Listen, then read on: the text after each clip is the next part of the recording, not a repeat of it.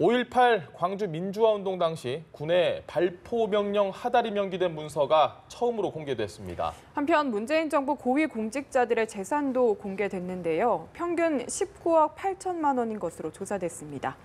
조혜진 전 국회의원, 최진봉 성공회대 교수 두 분 모시고 정치권 이슈 짚어봅니다. 안녕하십니까? 네, 반갑습니다. 안녕하세요. 교수님, 5.18 발포 명령 자체는 없었다고 분명히 군이 주장을 했는데 그랬었죠. 어제 이 문건을 보면 발포 명령 하달이 분명히 명기가 돼 있습니다. 그렇죠. 그게 이제 발포 명령 하달이 명기가 되면서 이번 사건을 좀 더 구체적으로 조사해야 된다는 중요성 또 필요성이 부각되고 있는 상황이죠. 사실 국회에 지금 5.18 조사에 관한 특별법이 발의가 돼 있는 상황에서 통과가 안 되고 있지 않습니까? 이런 상황에서 이런 문제가 발견이 됨으로써 결국 정부도 지금 문재인 정부는 앞장서서 만약에 국회가 이 법을 통과시키지 않는다면 정부가 먼저 나서서 조사를 시작하겠다고 얘기를 하고 지금 조사를 하고 있는 상황이기 때문에 더 중요한 이슈가 될 것 같고요. 무엇보다 뭐 이제 일부에서는 저게 자유권 차원에서 얘기했다고 얘기하는데 자유권이라고 하는 거는 명령이 필요 없는 거 아닙니까? 아니 군인이 싸우러 가서 예를 들면 또는 군인이 어떤 상황에서 자의적으로 본인을 보호할 때 발포를 해라 마라 이걸 명령할 필요는 없는 거 아니겠어요? 그러니까 발표 명령이라고 하는 것은 어찌 보면 자유권 차원이라기보다는 그 시위대를 향해서 그 당시에 전두환 군 정부가 그거를 좀 진압하기 위해서 발포를 명령했다고밖에 볼 수 없는 상황이라고 저는 생각을 해요. 그런 상황이라고 하면 이 문제를 더 이상 미룰 수 없다. 조사를 해야 되는 상황이라고 보고 이게 지금 발포 명령뿐만 아니라 헬기 사격 문제도 여러 가지 증언들이 새로 나오고 있지 않습니까? 그런 새로운 증언들이 나오고 있기 때문에 문재인 정부가 나서서 아마 이 문제를 해결하려고 하는 것 같고 또 한 가지는 저는 전두환 전 대통령의 회고록도 영향을 미쳤다고 봐요. 전두환 전 대통령의 회고록에서 본인은 아무 죄가 없고 잘못이 없다고 지금 주장하고 있는 거 아니겠습니까?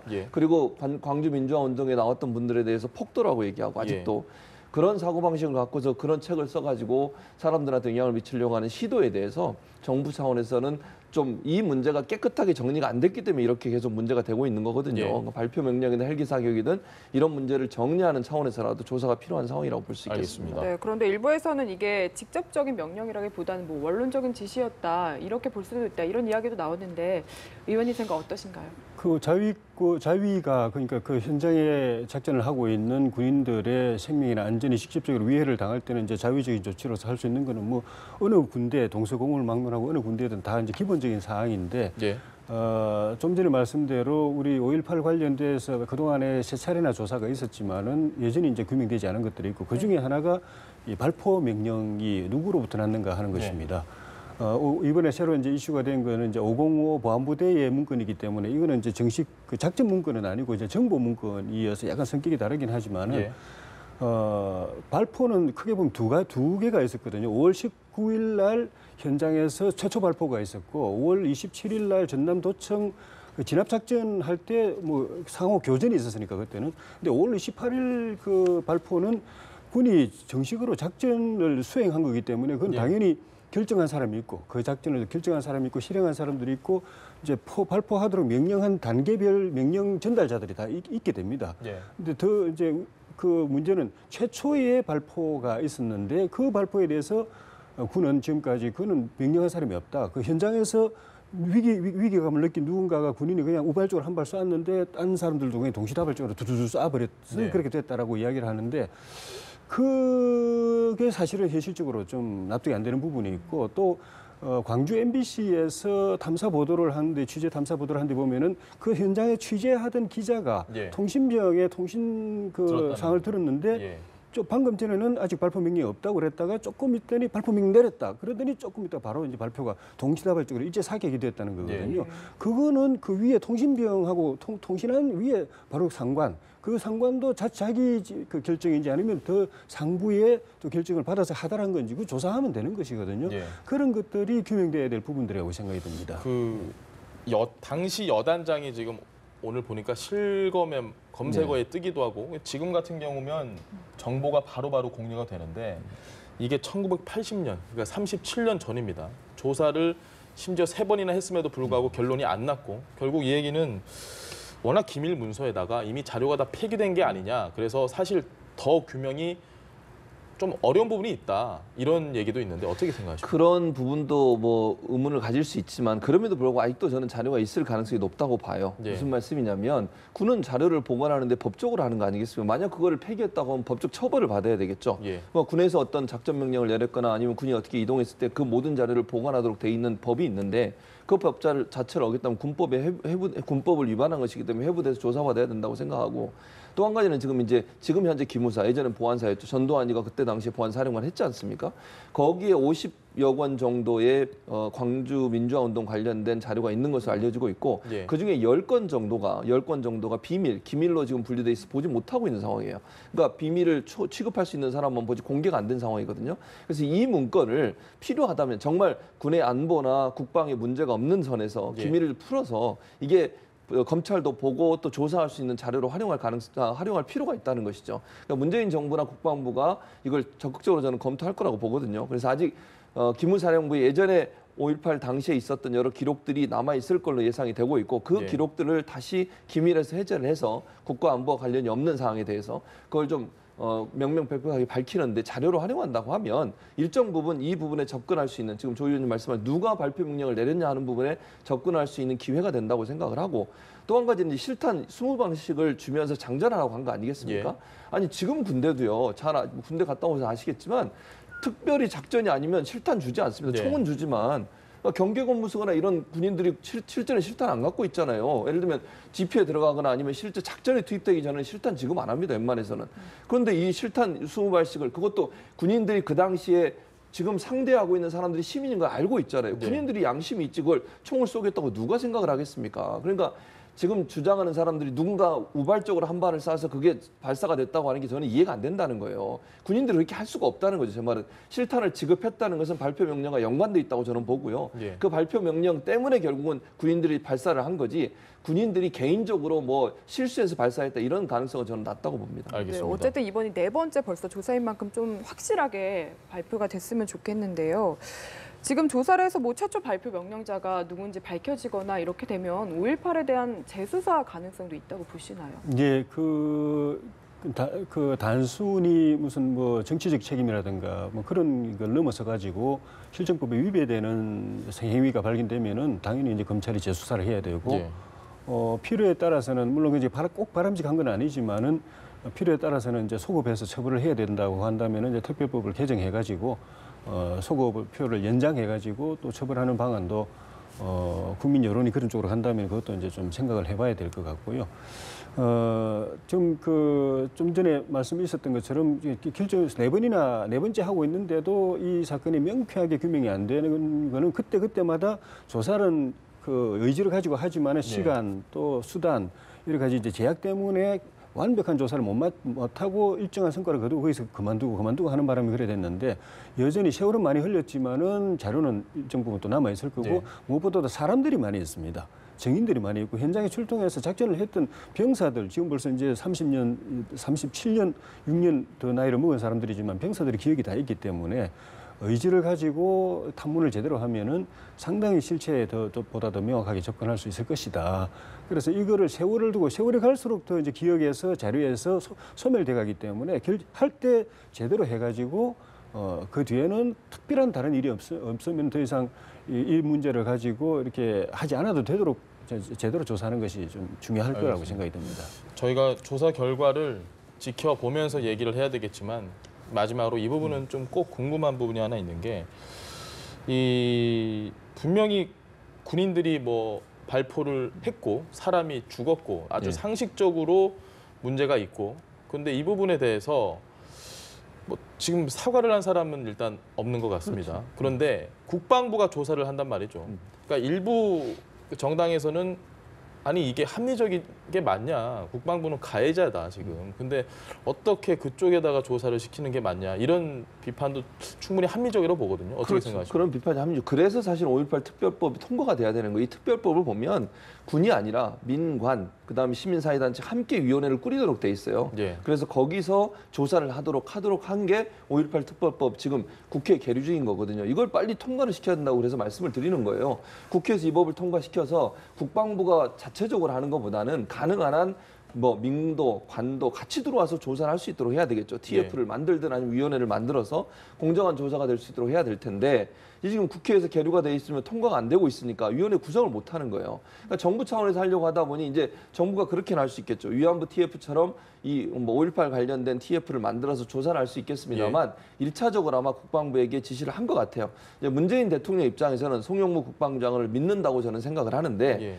아무리 이제 국방부를 하더라도 정권이 바뀌었고 현 정부가 취하고 있는 어떤 스탠스 자체, 자세 자체를 잘 알고 있기 때문에 이걸 숨기려고 할 거냐 하는 부분은 그렇게 고려를 안 하는 것 같아요. 다만 이제 지적하신 것처럼 이게 실제 관련돼 있거나 아니면 내부에 근무하는 사람들 중에 반발을 할 가능성이 있죠. 그러니까 국방부 장관이 뭐 물론 주도권을 갖고 하면 일정 부분 밝혀질 수는 있겠지만 또 내부적으로 반발이 있을 수 있는 가능성이 있어서 가능하면 국방부 자체가 아니라 시민사회단체나 아니면 민간도 함께 참여할 수 있는 그런 조사단체 또 5.18 관련된 단체나 기관도 들어와야 되는 거 아니겠습니까? 그들이 실제 피해 당사자니까. 그럴 수 있는 어떤 위원회를 만드는 것이 필요해서 저는 국회에 계류된 이 5.18 특별법이 빨리 좀 통과가 돼서 그렇게 구성이 돼서 조사가 되면 조금 더 공정한 조사가 되지 않을까 하는 생각이 듭니다. 알겠습니다. 네, 앞으로의 추이를 계속 지켜봐야 할 것 같고요. 다음 이슈로 넘어가 보겠습니다. 이 문재인 대통령을 비롯해서 현 정부 고위 공직자들의 재산이 공개가 됐습니다. 지금 평균 18억 2천만 원, 아니 18억 원 정도라고 하는데요. 어떻게 보셨습니까? 그 평균적으로는 또 우리 국민들이 보편적인 경제 수준이나 자산 수준 또 이제 상식적 수준에서는 좀 많은 편이죠. 그렇게 뭐 지난 정부 박근혜 대통령 때 최초 그 청와대 참모진의 평균 자산보다는 조금 작다라고 그러는데 어쨌든 일반 국민들의 생활 수준이나 이게 그 경제 상식으로 보면 좀 높은 게 사실이고 어떻게 보면 역설적인데 그 정부는 바뀌었고. 보수 정부에서 진보 정부로 바뀌었고 진보 정부는 보다 더 보수 정부도 그렇지만 진보 정부는 보다 더 중산층과 서민, 노동자의 편을 이제 지향하는 정부인데 그런 국정 지표를 가지고 있는데 어쨌든 그 정부의 수뇌부는 우리 사회에서 어쨌든 잘 사는 사람들이고 기득권층인 거는 참 이게는 어쩔 수 없는 모순인 것 같아요. 그래서 뭐 이번에 이걸 보면서 처음에 흔히 말하는 이제 강남 좌파라는 거. 그 지향하는 거는 좌파인데 실제로 강남에 많이 살고 고급 아파트 살고 재산 많고 뭐 자녀들 유학 보내고 이런 걸 보면서 부도덕하다 이런 게 특히 보수 진영에서 그런 지적을 많이 했지 않습니까? 비판을 많이 했는데 이게 이제 일단 보편화됐다라고 그래서 뭐 재산이 적은 사람은 그 중산층이나 서민들을 위로하고 이렇게 좀 도우려는 사람들이 반드시 재산이 적을 걸 요구하는 거는 저는 좀 그런 것 같고 재산은 많고 사회 기득권층인데 이념 지향이 좌파고 진보고 하면 그건 그대로 뭐 어쩔 수가 없는 현실이 된 것 같다 그런 생각이 듭니다. 그리고 보수층이라고 해서 꼭 뭐 잘 사는 사람들이만 아니고 보수 지지자들, 보수층, 보수 시민들 보면은 못 사는 사람들 굉장히 많아요.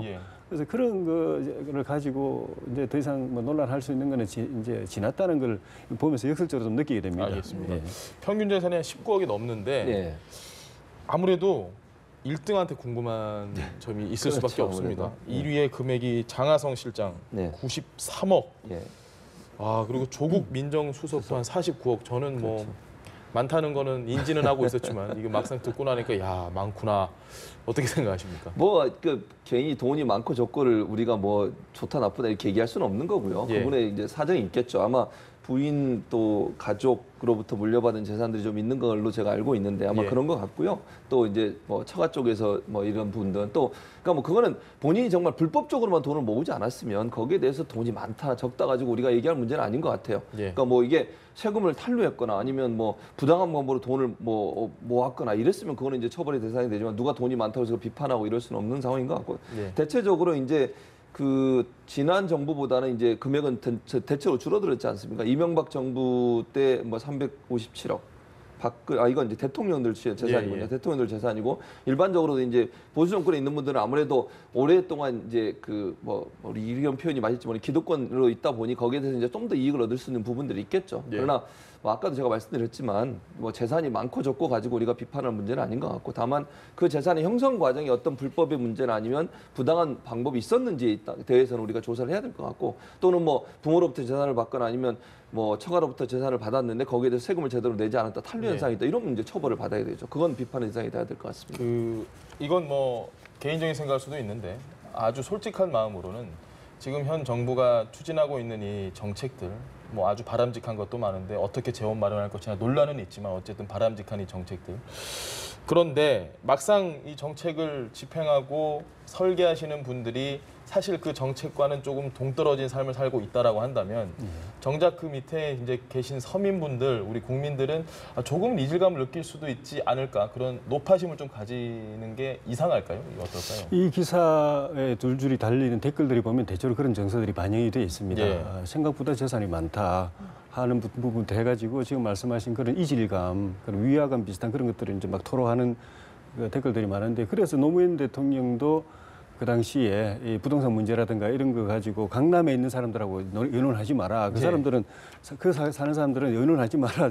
그 사람들은 사고가 다르고 패턴이 다르고 이해관계가 반대에 있는 사람들이다. 노무현 정부의 부동산 대책이라든가 이런 경제 정책, 세금 정책하고는 그 반대에 있고, 오히려 그쪽에 어떻게 보면은 뭐 처벌까지는 아니지만은 통제 관리의 대상이 되는 사람들인데 그 사람들하고 의논해가지고 정책 만들어내는 관료는 그 잘못된 관료다라는 그런 이제 뜻을 표시한 게 그런 뜻도 있는데, 그런 측면에서 보면은 재산 형성 과정에서 법적으로 문제되면은 당연히 그거는 문제가 있는 거고, 그런데 장하성 실장 같은 경우에도 이제 비판 제기되는 걸 보면은 그 대기업 이제 재산 그러니까 주식을 가지고 이제 많이 했는데, 많이 이제 재산이 이제 증식이 됐는데, 본인이 대기업들을 핵심적으로 비판한 그리고 경제 민주화 주장한 그런 분임을 아는 사람들은 다 아니까, 그런 데서 얼른 납득이 안 되는 그런 부분들이 있어서, 이런 부분들이 본인들이 원하든 않든 간에 정책 추진하는 데 있어 가지고는 크고 작은 걸림돌이 될 소지가 저는 있다고 보여집니다. 알겠습니다. 네. 이번에는 이낙연 총리와 류영진 식약처장 이야기를 해보겠습니다. 저번에 공개석상에서 비판을 했는데 또다시 질타가 이어졌거든요.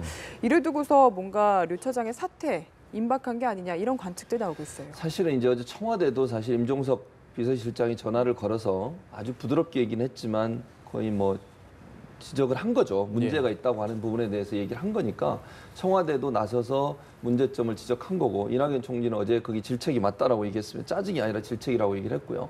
그러니까 저는 그 식약처장의 태도는 분명히 잘못됐다고 봐요. 그러니까 임명하고 관계없이, 임명은 뭐 그분이 약사라고 해서 임명하면 안 된다, 이건 아닌 것 같고요. 임명을 했으면 본인이 임명 과정에서도 여러 가지 논란이 있었고, 그렇다면 업무를 제대로 파악을 해서 빨리 장악을 해야 되는 거 아니겠습니까?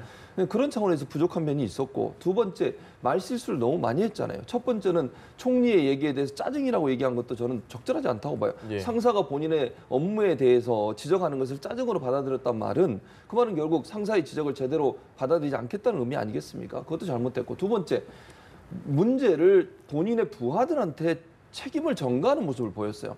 그거는 어느 기관의 수장으로서 할 태도는 아니죠. 아니, 식약처장이라면 식약처의 모든 잘못은 본인이 책임지고 가는 거예요. 특히 국회에 나와서 그 기관을 대표해서 지금 얘기하고 있는 상황 아니겠습니까? 그렇다고 하면 그 조직의 잘못된 부분은 본인이 일단 책임을 지고 돌아와서 부하 직원에 대해서 잘못한 부분을 지적할 수는 있겠죠. 부하가 잘못해도 본인의 책임 아니겠습니까? 그런데 그걸 책임을 미루는 듯한 태도를 보임으로써 결국 그게 논란이 됐고, 또 답변하는 과정에서 정확한 내용들을 잘 몰라서 답변을 제대로 못하는 부분이, 그건 분명히 국민이 봐도 이해할 수 없는 부분이에요. 그러면 그분에서 사과하고 본인이 바꾸려는 노력을 해야 될 텐데, 지금 하는 태도를 보면 그런 부분이 좀 부족하다는 거죠. 그래서 아마 청와대도 나서서 얘기를 한 것 같고, 이낙연 총리도 얘기를 한 것 같아서, 뭐 추이는 두고 봐야 되겠습니다만, 당장 해임하기는 청와대 입장에 좀 어려움이 있겠지만, 그럼에도 불구하고 여론이나 아니면 국무총리가 만약에 경우에 의견을 개진하는 경우, 뭐 청와대에 그런 제안을 하거나 이랬을 경우에는 그것도 고려할 대상이 될 가능성이 있다고 보여집니다.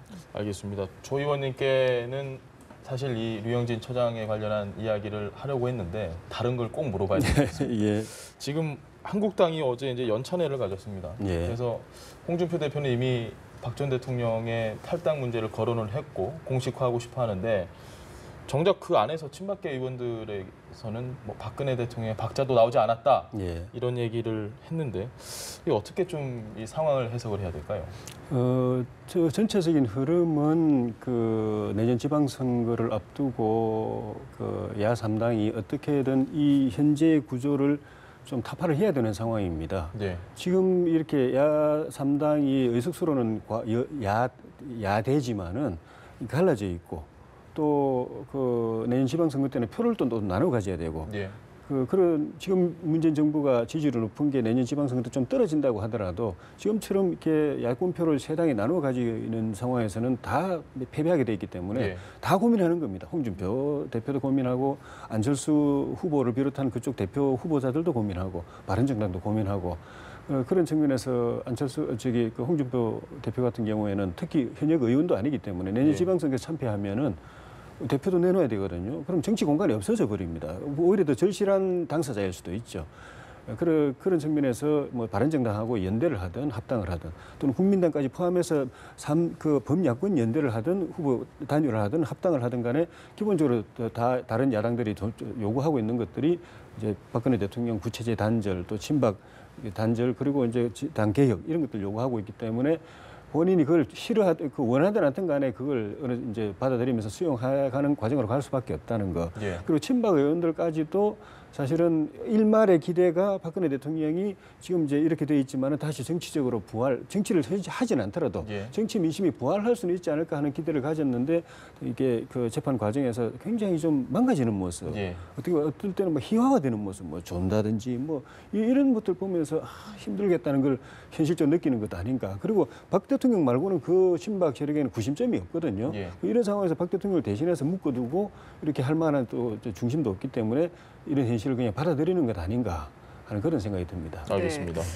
지금 저희가 조금 다소는 무거운 이야기들을 쭉 해봤는데 마지막으로 공휴일 이야기를 해보겠습니다. 예. 지금 10월 2일이 임시 공휴일로 지정될지 말지 여부가 되게 뜨거운 관심사거든요. 사실 예. 연초부터 이야기가 나왔는데 그랬었죠. 정부가 왜 이렇게 빨리 결정 안 하는 걸까요? 그러니까요. 이게 뭐 여러 가지 이유가 뭐 모르겠어요. 자세한 얘기는 제가 잘 모르겠는데 아무래도 뭐 경제에 미치는 영향 이런 부분을 고민하시는 것 같은데 저는 이제 빨리 결정하는 게 좋을 것 같아요. 왜냐하면 미리미리 뭐 만약에 여행을 가시려면 예약도 해야 되는 것이고 또 기업 입장에서 준비가 필요한 거 아니겠습니까? 또 제가 볼 때는 대기업들 같은 경우는 만약 이렇게 샌드위치를 하나가 끼어 있으면 전체로 쉴 수 있는 가능성도 있어요. 그러니까 정부가 물론 이제 이럴 수는 있겠죠. 정부 입장에서는 이걸 쉰다고 얘기했을 때 쉬지 못하는 분들에 대한 아픔도 있잖아요, 사실은.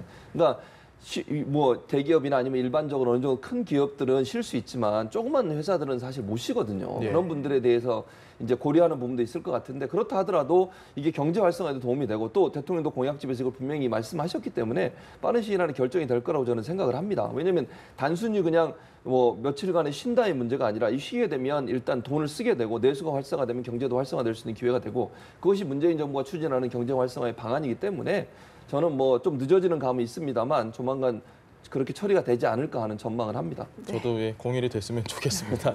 오늘 말씀은 여기까지 듣겠습니다. 지금까지 조혜진 전 국회의원 그리고 최진봉 성공회대 교수와 함께 얘기 나눴습니다. 고맙습니다. 네, 잘 들었습니다. 감사합니다. 고맙습니다.